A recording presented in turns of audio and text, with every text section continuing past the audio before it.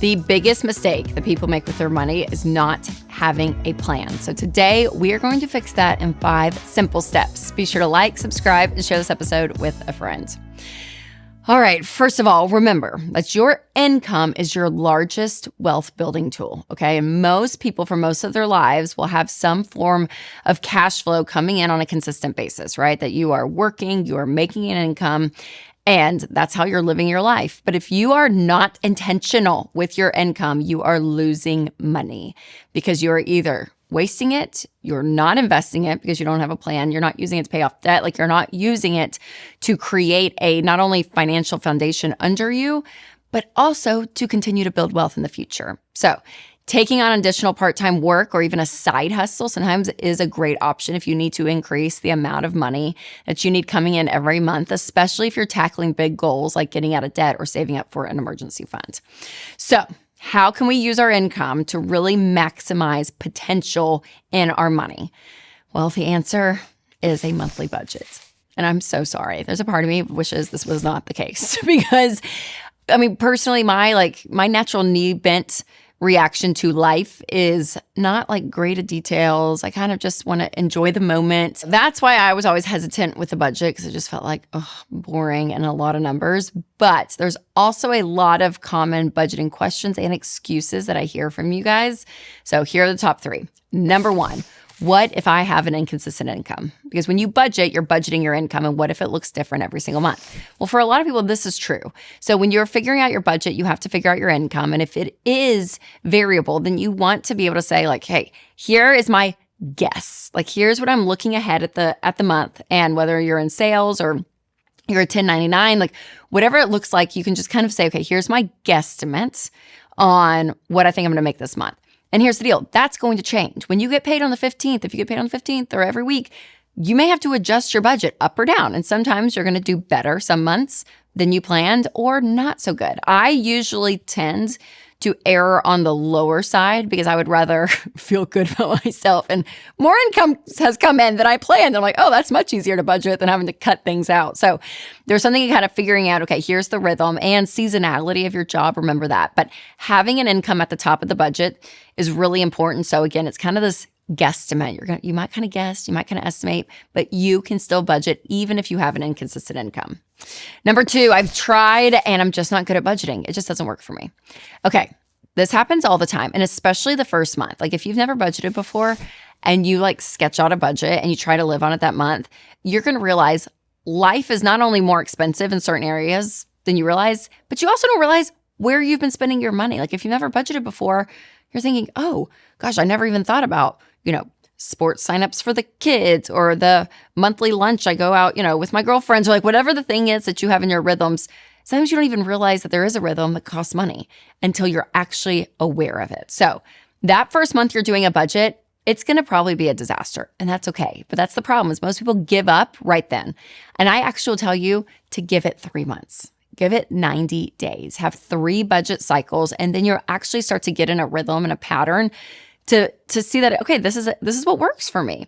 Another mistake people make when they say that a budget doesn't work for them is the line item of the miscellaneous category, okay? So that is a big thing. Put that in there because if you're like, I'm not good at budgeting, it's usually because stuff comes up too that you didn't plan for. So that miscellaneous category is going to be so helpful.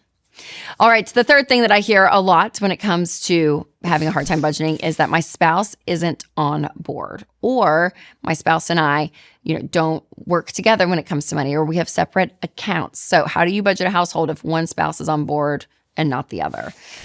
Well, this is common as well. I mean, money fights and money problems, it's a real thing in marriage. And so understanding and getting above just my spouse won't budget with me, getting above that and seeing your marriage and the picture at which you are living in and understanding like, okay, am I satisfied with that? Because when you do budget together, what you're saying is, hey, we are a team and we're going to choose to do life together. We're going to choose to lock arms and we're going to tackle these big issues in life together. We're going to tackle them differently because we're 2 different people and all the opinions matter in the room.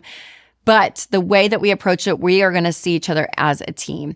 When that's your mindset in marriage, then money naturally, not that you're not going to have fights or issues, but naturally falls under that umbrella. And so I would say if you and your spouse cannot get on the same page when it comes to money, or your spouse isn't hearing you with what you're desiring when it comes to money, of budgeting or getting out of debt.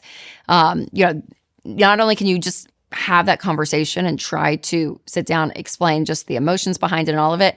For a lot of people, they end up bringing a third party in. And it sounds kind of extreme, but honestly, like going to marriage therapy is a lot, because that therapist will dig way deeper into, you think it's budgeting and it's not. There's so much in there of who we are as people. And it's just maybe coming out in this one area. So I would sit down, explain to your spouse your why, your desire, paint a picture of what you want it to look like. And again, if it continues to be an issue, just like any other issue in marriage, I would seek out a third party.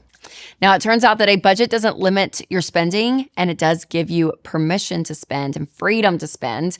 So here is how you can do this if you are a total beginner, because again, I am all about a good budget. So number one is you want to list your income. So we just talked about this. If you have an inconsistent income, but any regular paycheck, side hustles, if you receive child support or any kind of passive income during the month that hits your account, that is considered income. Now, we've used EveryDollar in our house for years, and it's recently been revamped to actually give you a more personalized experience, which is awesome. And it can actually act more like a coach that guides you through every part of the plan. So if you want to check it out, I'll leave a link down below so you can get started on EveryDollar. But the income is number one. Put that at the top. Number two, you're going to list out all of your expenses. So you're going to say giving, saving, and spending, the three main areas of life.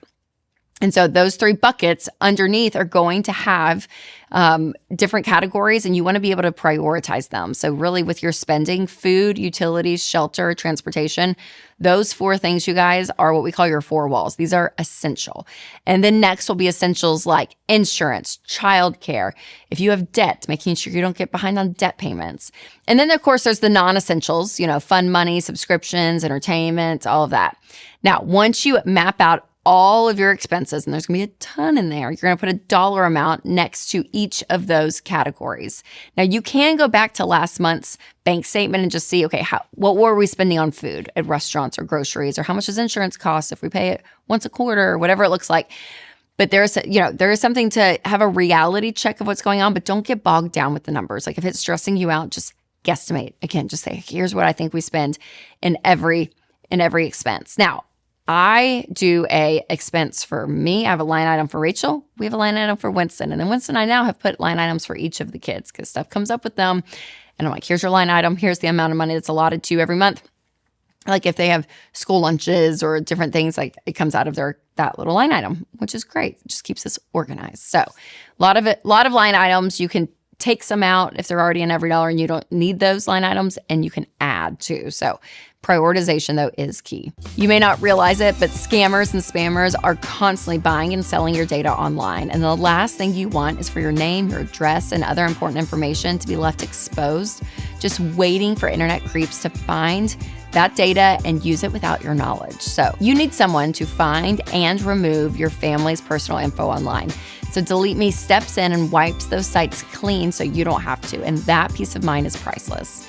You can get 20% off an annual plan at joindeleteme.com/Rachel, which checks out to be about $9 a month. And it is so worth it. Again, that's joindeleteme.com/Rachel. All right, number 3 in your budget. So you got your income, you got all your line items and your expenses. The next is to subtract those numbers. Subtract your income minus your expenses, and it should equal 0. And again, you have savings in there. You have a miscellaneous category in there. There's a lot built into that budget. But the key here is that every dollar has a name.